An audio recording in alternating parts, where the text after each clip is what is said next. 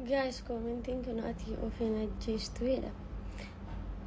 Dhugaa rabbii erguma kale galgalaati ana ማኪባሚ ሚዲያ የተለያዩ አዝናኝ ፕሮግራሞችን፣ ፖለቲካዊ፣ ኢኮኖሚያዊ፣ ማህበራዊ ፕሮግራሞችን የሚያገኙበት ምርጥ ቻናል ማኪባሚ ሚዲያ። ቻናሉን ሰብስክራይብ በማድረግ ቤተሰብ ይሁኑ። ሼር ላይ ኮሜንት ማድረግዎን አይርሱ።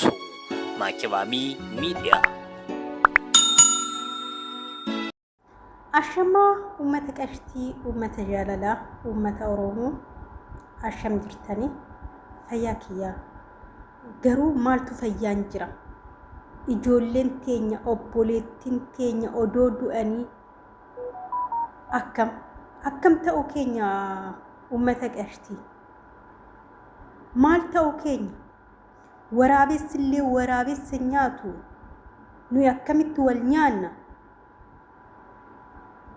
ilmoo namaa taanii tooni kaleessa boonaa dhabne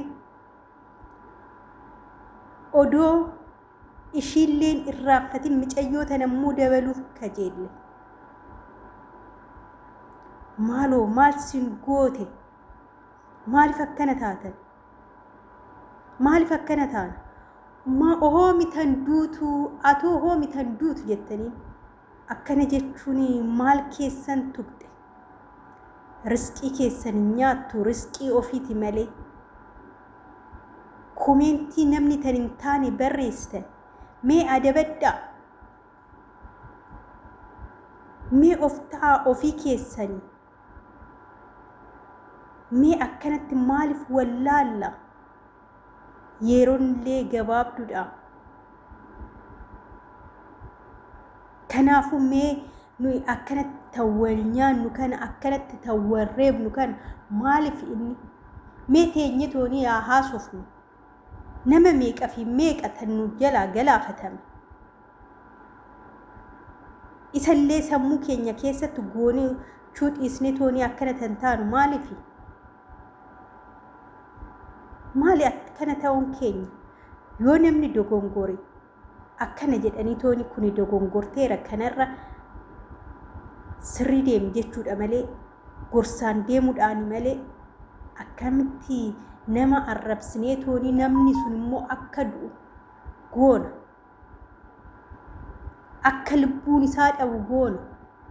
maal jechuu keenya hamma hoomititti bormoo eenyu laata tadhabne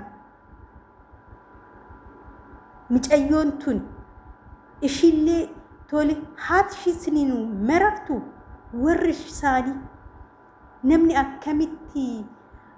abbaa koo jedha malee abbaan yookaan immoo haadha akkamitti daa'ima koo jedhee tooni yeroo ammaa waggaa boo sinin mararu haadha koo jechuu wayyaa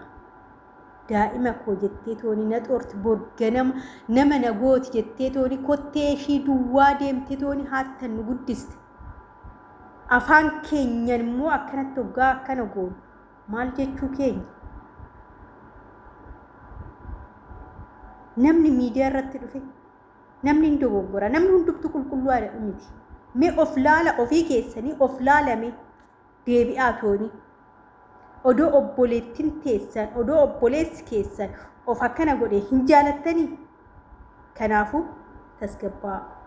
laakisheer godhaa ማኪባሚ ሚዲያ የተለያዩ አዝናኝ ፕሮግራሞችን፣ ፖለቲካዊ፣ ኢኮኖሚያዊ፣ ማህበራዊ ፕሮግራሞችን የሚያገኙበት ምርጥ ቻናል ማኪባሚ ሚዲያ። ቻናሉን ሰብስክራይብ በማድረግ ቤተሰብ ይሁኑ። ሼር ላይ ኮሜንት ማድረግዎን አይርሱ። ማኪባሚ ሚዲያ